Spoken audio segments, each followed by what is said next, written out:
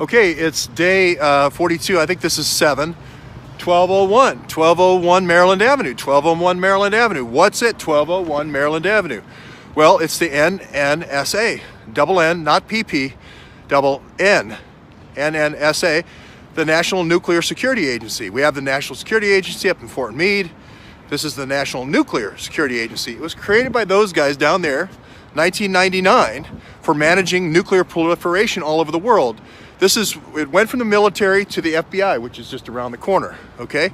Not far from the Department of Transportation, also in the Department of Energy building, which is right there, okay? So Mark Lambert wouldn't have had to walk far to get his permits here. But this is the agency that Andrew McCabe, all of his people, control this agency. It was controlled right from the very start from all the Clintonites.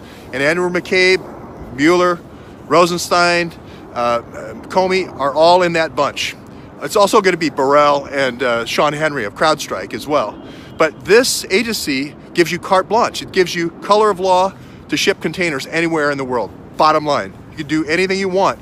You can do anything you want with the FBI, with rat lines, shipping uranium anywhere you want, all through the life cycle. Highly enriched uranium from Russia, down to South Carolina, low enriched uranium, down to when after it's spent fuel, etc., all the way to when it's waste. You control the whole rat line.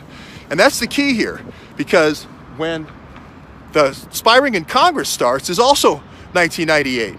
That's when all the folks are recruited for doing the logistics for this uranium. And the logistics are going to be done by a Pakistani group. And it's going to be Inter-America. I'm telling you right now, it's going to be Inter-America. And that's when the spy ring in Congress gets set up. Now, it's not until the year 2000 that this gets funded. And it's about 2000 when Imran Awad comes up from Florida.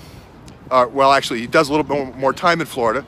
But then he comes up here right about that time, and he starts scheduling and building up the spy ring. He takes a permanent job in 2004, but as I've always said from the beginning, he was at Inter-America from the year 2000, okay? Now, what else happens in 1998 that's interesting after Hillary creates basically the NNSA? Well, Andrew McCabe buys a house and is living in Chappaqua. Who else lives in Chappaqua? Hillary Clinton. That's the year she buys a house to go up there to establish residency in New York to run for Senate in New York.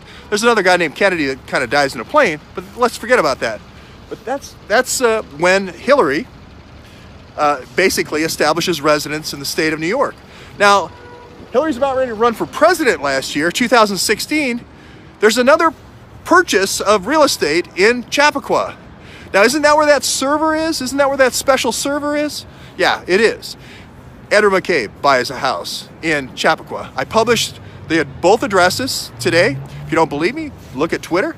And we're going to put these dots together, but we're now seeing how tight the connection is between Andrew McCabe and Hillary Clinton, and how tight the connection is between Hillary Clinton, Andrew McCabe, and the Awads.